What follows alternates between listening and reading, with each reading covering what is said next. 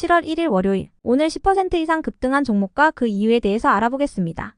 오늘 장은 오후 4시 30분 키움증권 기준으로 코스피 지수는 0.23% 상승한 2804.31포인트로 마감했습니다.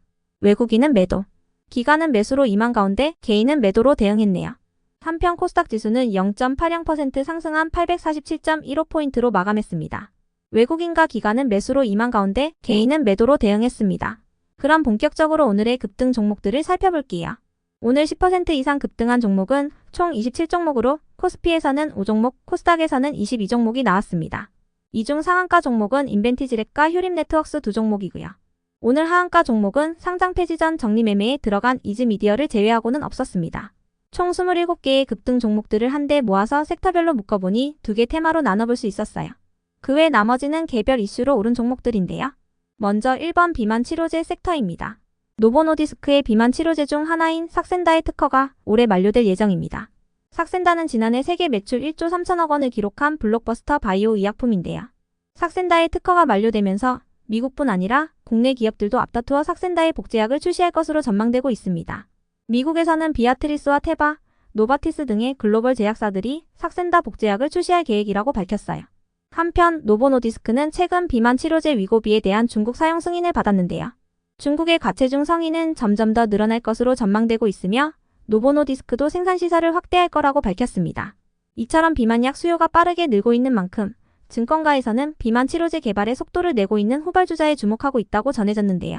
이러한 소식 속 비만 치료제 관련주들을 중심으로 제약 기업들이 시장에서 부각되었어요. 이 중에서도 블루엠텍은 삭센다를 전국 약국에 유통하고 있고 삭센다 복제약 출시를 추진 중인 노바티스를 고객사로 두고 있다는 사실이 부각되며 강세를 보였습니다. 다음은 이번 반도체 섹터입니다.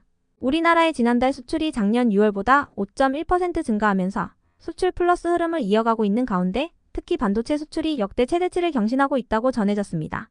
이러한 부분이 반도체 섹터에 훈풍으로 작용된 가운데 삼성전자가 HBM에 있어서는 SK하이닉스에게 선두를 내줬지만 CXL에서는 같은 아픔을 반복하지 않기 위해 상용화의 속도를 내고 있다고 전해졌어요. CXL이란 컴퓨터 익스프레스 링크의 약자인데요. 고대역폭 메모리인 HBM보다 대역폭을 더 넓히고 처리 용량을 쉽게 늘릴 수 있어서 데이터 처리량이 많은 AI 분야에 적합하다고 알려져 있어요. 업계에서는 올 하반기에 CXL 2.0을 지원하는 인텔 CPU가 출시될 경우 CXL 시장이 본격적으로 개화될 것이라 예상하고 있습니다. 이 같은 소식 속 CXL 관련주들을 중심으로 반도체 테마가 상승한 가운데 램테크놀로지는 유리기판 TGV 시가객 시장에 진출한다는 소식을 알렸는데요. 램테크놀로지는 삼성전기와 TGV 시가객을 공동 개발 중이며 삼성전기가 유리기판 양산에 돌입할 경우 본격적인 TGV 시가객 매출이 발생할 것으로 예상되고 있습니다. 그 외 나머지는 개별 이슈로 오른 종목들인데요.